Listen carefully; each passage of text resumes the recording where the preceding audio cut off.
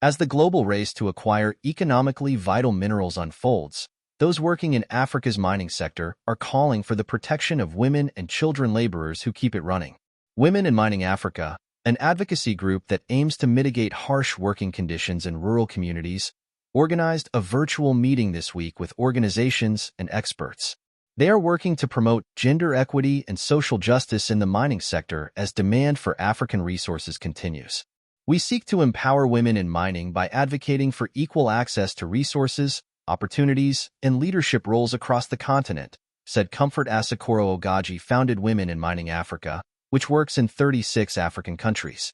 We also work to promote responsible mining and advocate for sustainable, ethical, and socially inclusive mining practices, Ogaji said.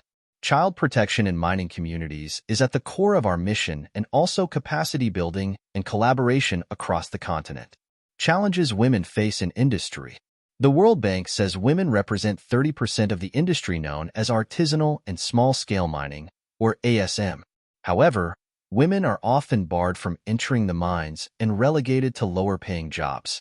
According to the International Institute for Sustainable Development, women's contributions are overshadowed by the historically dominant role of men, hindering women's meaningful participation and resulting in unequal pay.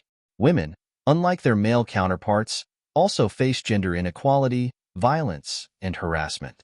Jose Daimel works as a senior advisor at Levin Sources, a consulting firm that drives the transition to just and sustainable minerals value chains. Daimel has worked with artisanal and small-scale miners in the Democratic Republic of Congo. She said the management of mining fields has improved over the years. I've seen the mentality change towards artisanal mining, and we slowly started to talk about artisanal management plans around the possibility of peaceful coexistence, said Daimel.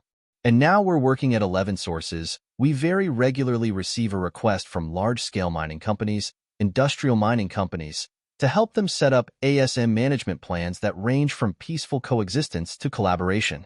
Mining experts say miners are being empowered, receiving different ways to sustain their livelihood and undergoing safety training.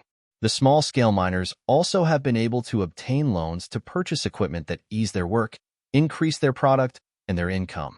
Call to get more women into sector. Thokozile Badaza advocates for women's rights in South Africa, the largest platinum and manganese producer in the world. She said the voices of the resource owners and those working on them must be included in decision-making.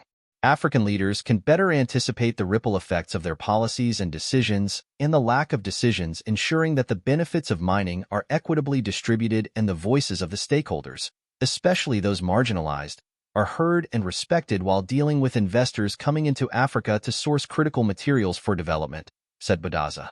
A World Bank report released at the 2024 Mining Indaba Conference urges implementation of gender-focused legislation to improve mining rules and regulations and promote greater participation of women in the sector.